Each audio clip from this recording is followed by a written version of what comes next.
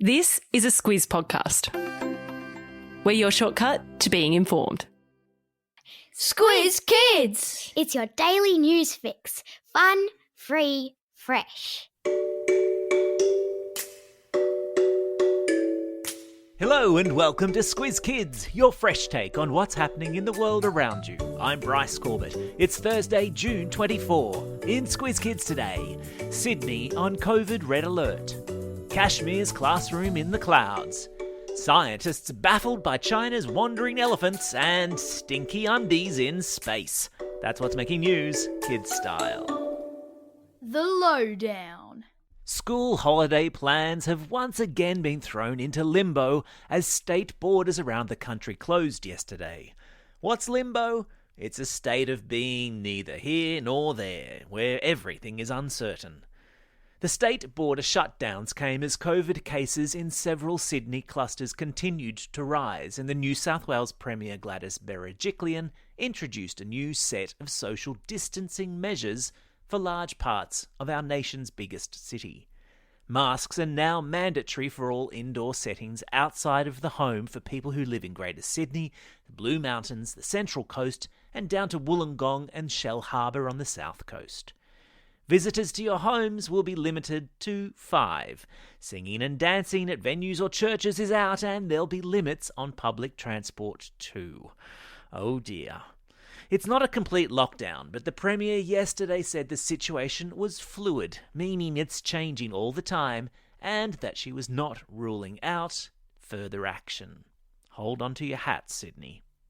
It's thrown school holiday plans for many into chaos as states including Queensland, South Australia and Western Australia closed their borders to many Sydney residents.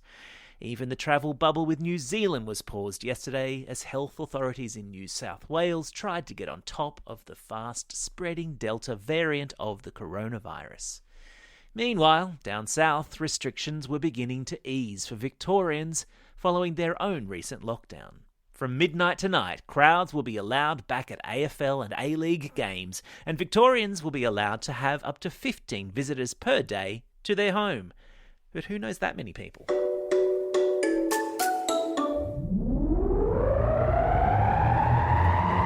Spin the globe.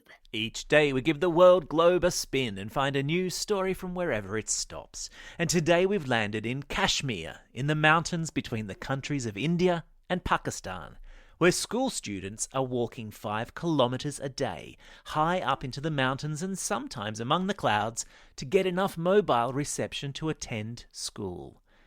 Villages in Kashmir were already isolated before the pandemic, but then COVID hit and schools closed and students were left with no option but to take online classes. But because phone lines and internet connections are either really bad or non-existent in this part of the world, students have been forced to walk to neighbouring villages or even halfway up mountainsides to get enough mobile phone reception to be able to download or stream online classes. Many clamber up a mountainside and sit in the rain under an umbrella with their mobile phone just to take part in a lesson. So next time you complain about having to go to school, maybe spare a thought for those who are climbing mountains to get an education. That's what we call food for thought. There's a link to video of the kids up a mountain in today's episode notes. Animal Kingdom. Remember the story from a few weeks back about the herd of elephants walking across China and how their journey through towns and villages and across highways and byways has captivated the world's attention? Well, they're still walking, and scientists can't quite work out why. This herd of elephants have been on the march for almost a year and have covered almost 500 kilometres in the process. And that's not so unusual because elephants are known to wander, but what's baffling scientists is what is driving them and where they are going. You'll remember the photo of the herd all lying down asleep in a forest. Now that's confused scientists too, because normally elephants sleep standing up. The theory is, though, that this herd of elephants are so exhausted from their trek that they've taken to sleeping lying down. Scientists also think that because elephants communicate with something called infrasonic sound, which are very low-pitched noises that only they can hear and which can travel across many kilometres, the elephants have become a little bit disoriented with all the noise of cars and traffic and the general hubbub of nearby towns and cities. On the upside, all of China is fascinated with the herd and follows their travels daily on social media, and that's doing wonders for efforts to conserve elephants in the wild. There's a link to video of 2 of the calves playfighting in today's episode notes. You're welcome.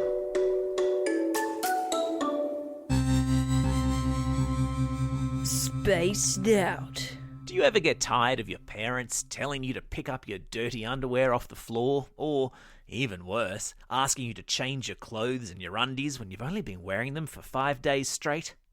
It's a drag, right? Then you need to become an astronaut, because yesterday we learned that because they have no washing machines or any real way to clean their clothes, astronauts aboard the International Space Station don't wash or change their clothes, sometimes for weeks at a time.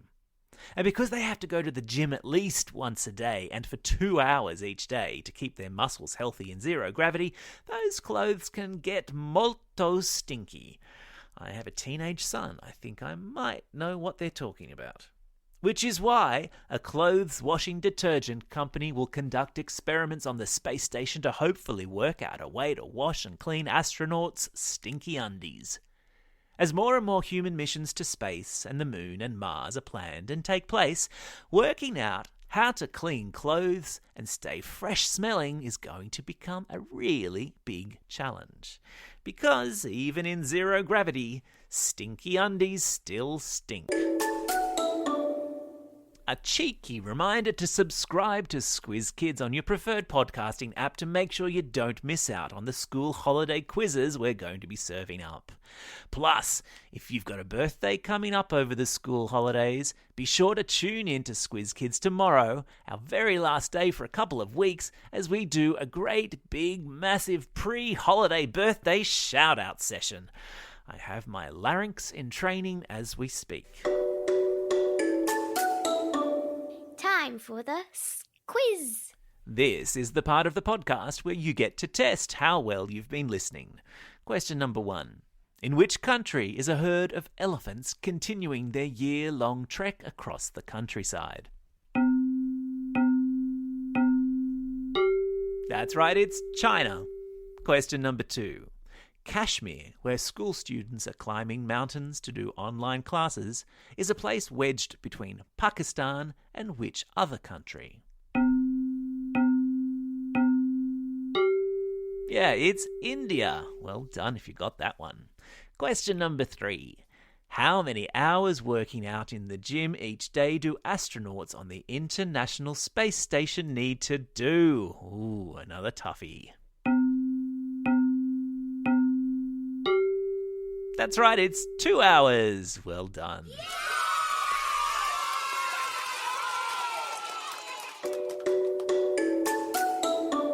Shout-outs. It's June 24, birthday of football superstar Lionel Messi. And on this day 11 years ago, Julia Gillard became Australia's first ever female Prime Minister. It's also a special day for these Squiz Kids celebrating a birthday today.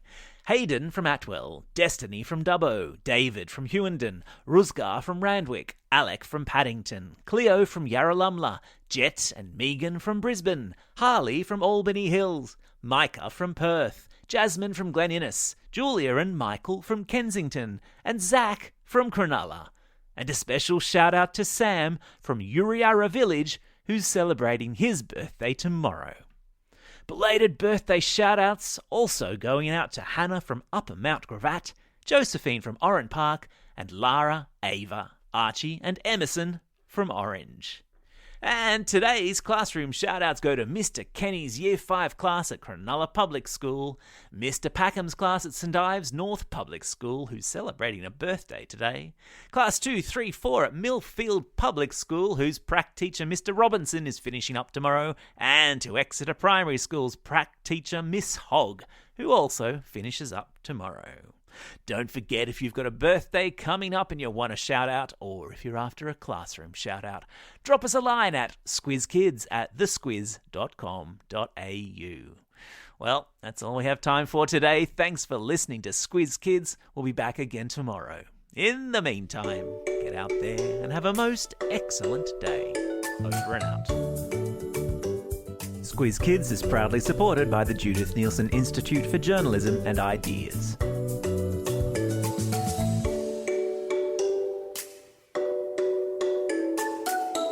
Squiz Kids! It's your daily news fix. Fun, free, fresh.